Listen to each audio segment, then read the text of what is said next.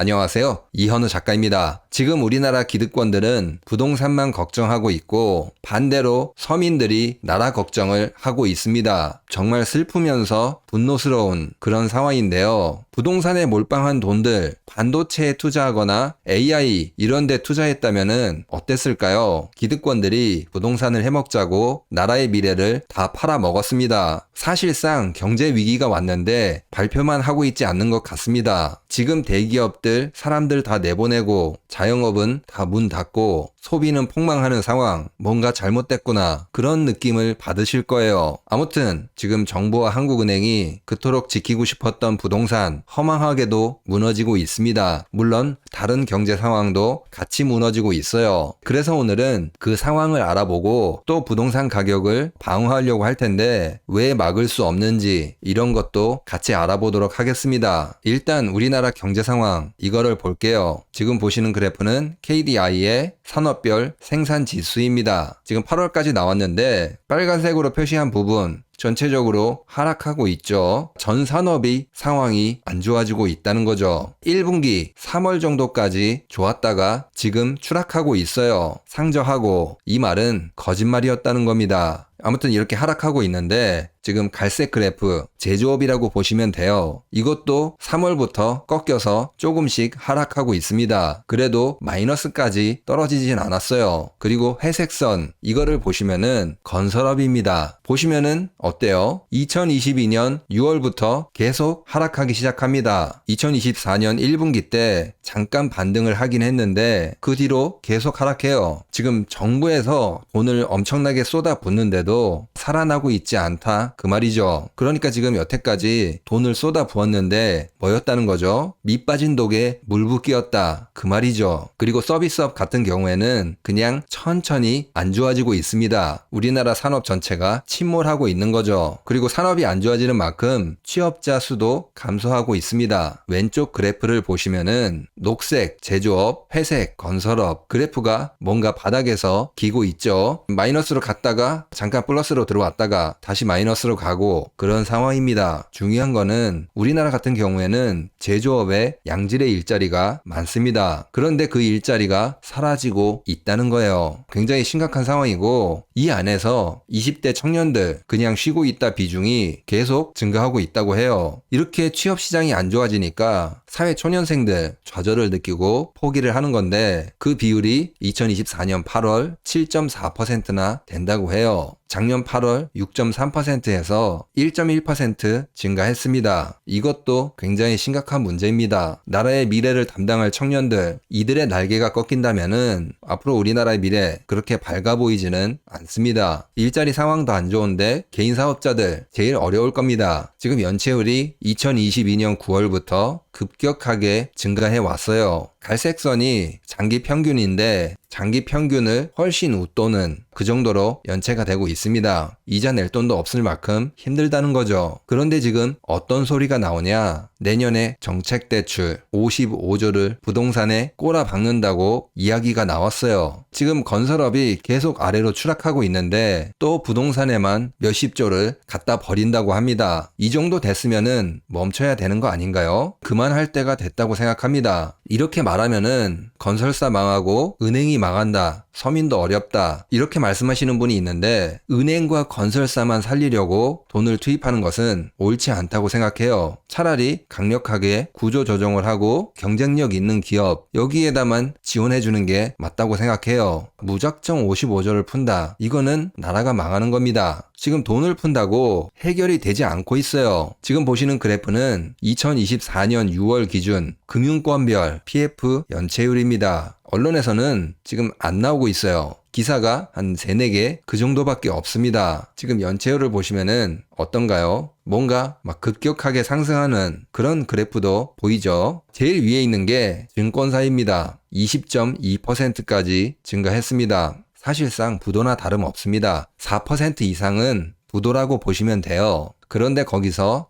훨씬 뛰어넘은 20.2%입니다. 그리고 그 다음에 파란색 선 저축은행은 12.52%입니다. 여기도 엄청납니다. 그리고 밑에 여신 전문, 캐피탈, 여기는 4.37%입니다. 사실상 이 금융권들이 거의 다 부도가 났다고 보시면 됩니다. 2023년에도 돈을 쏟아붓고 2024년 신생아 대출 쏟아붓고 2025년 또 돈을 쏟아붓는다고 해요. 그런데 연체율이 전혀 줄고 있지 않습니다. 금융권들 스스로 자정 능력 이런 것들이 상실됐다는 거예요. 내년에도 돈을 푼다고 이게 좋아지지 않을 겁니다. 신용등급 강등을 맞던지 다 같이 무너지던지 그렇게 될 겁니다. 그리고 이거를 왜 막을 수 없냐? 이런 거를 봤을 때 지금 환율도 같이 봐야 합니다. 지금 한국은행 총재가 환율 개입 탄약 부족하지 않다 이렇게 이야기했는데 지금 태풍이 오고 있는데 우산 하나 들고 있으면서 괜찮다 그렇게 말하고 있는 거예요. 환율 변화를 막을 수가 없는 게 일단 지금 달러 가치하고 미국의 장기 금리가 같이 움직입니다. 미국 장기 금리가 상승하면은 달러 가치도 상승을 해요. 당연한 소리겠죠. 미국의 시장 금리가 상승하면은 미국이 더 많은 이자를 주니까 그만큼 달러 수요가 늘어나고 달러 가치가 증가하는 거죠. 그런데 지금 최근 들어서 미국의 장기 금리, 10년 국채 금리 이게 증가하고 있습니다. 시장 금리는 계속 증가하고 있다는 거예요. 그렇기 때문에 우리나라 환율이 오르고 있는 거죠. 그런데 이 흐름이 앞으로 계속 지속될 가능성이 높습니다. 그것도 장기적으로 앞으로 10년 미국 정부 부채 비율 이거를 예상했을 때 트럼프가 당선이 되면은 위에 있는 부분, 녹색 부분, 이 부분이 앞으로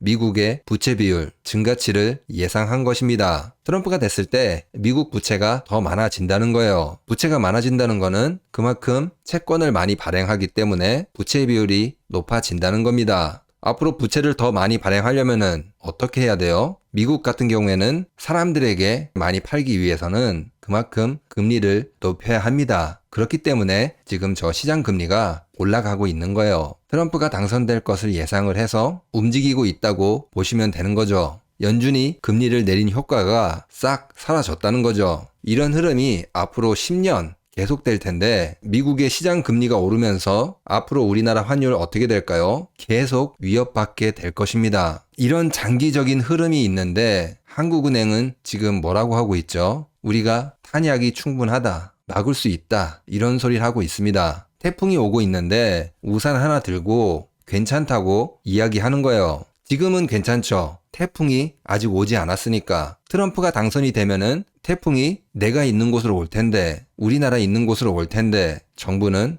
나라 곳간을 거덜내고 없는 돈 있는 돈 다 쓸어다가 부동산에 때려박고 있습니다.